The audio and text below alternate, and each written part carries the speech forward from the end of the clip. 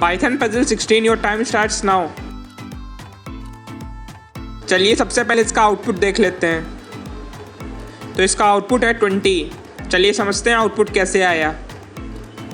तो सबसे पहले यहाँ पे HCF नाम का एक फंक्शन बनाया गया जिसके अंदर दो पैरामीटर पास किए गए, पहला A और दूसरा B। फिर इसके बाद इफ कंडीशन लगाई गई जिसमें लिखा है A ग्रेटर देन B। फिर इसके बाद स्मॉल इक्वल टू B लिखा हुआ। यहाँ पे स्मॉल जो है वेरिएबल इनिशियलाइज किया गया है। तो सबसे पहले अगर A की वैल्यू ग्रेटर होगी B से, स्मॉल वेरिएबल के अंदर B की वैल्यू स्टोर हो जाएगी, नहीं तो फ्रेंड्स स्मॉल वेरिएबल के अंदर A की वैल्यू स्टोर हो जाएगी। अब इसके बाद फॉर लूप लगाई गई जहाँ लिखा है for I in range 1, small plus 1। अब क्योंकि फ्रेंड्स यहाँ पे स्मॉल नंबर 20 था तो 20 प्लस 1 होके 21 हो गया और जो I की रेंज हुई वो 1 से लेकर 21 तक हो गई। फिर इसके बाद इफ कंडीशन फिर से लगी है जहाँ लिखा है A modulus I double equal to 0 and B modulus I double equal to 0। तो सबसे पहले I की वैल्यू 1 हुई, तो 1 जो है वो 1 से स्मॉल प्लस 1 तक की रेंज में आता है, मीन 1 से 21 तक की रेंज में आता है। तो 1 जो था वो नीचे आ गया इफ़ कंडीशन में और A की वैल्यू 20 तो 20 मॉडुलस 1 हुआ तो डबल इक्वल टू 0 हो गई, ये कंडीशन ट्रू हो गई।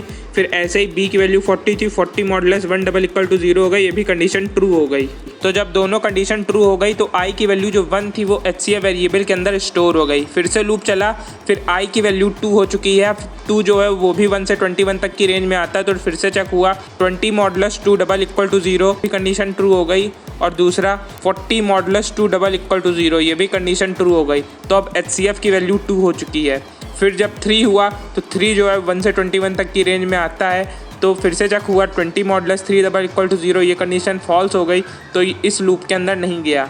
फिर से I की वैल्यू 4 हो गई, ऐसे ये चलता जाएगा 20 तक जाएगा, क्योंकि फ्रेंड्स जो 21 है वो 1 से 21 तक की रेंज में नहीं लिया जाता है। तो जब I की वैल्यू 20 थी तो चेक हुआ था 20 मॉडुलस 20 डबल इक्वल टू 0, ये कंडीशन ट्रू हो गई। और 40 मॉडुलस 20 डबल इक्वल टू 0, ये भी कंडीशन ट्रू हो गई। तो HCF की वैल्यू 20 हो चुकी थी।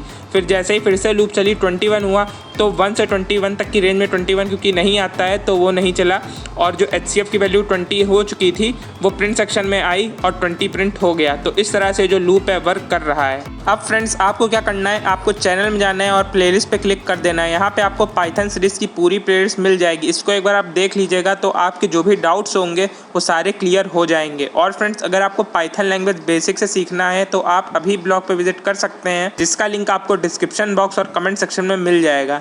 तो ऐसे ही वीडियोस देखते रहने के लिए अभी चैनल को सब्सक्राइब करें, साथ में बेल आइकन को भी प्रेस कर दें जिससे आपको लेटेस्ट नोटिफिकेशंस मिलती रहें। Thank you.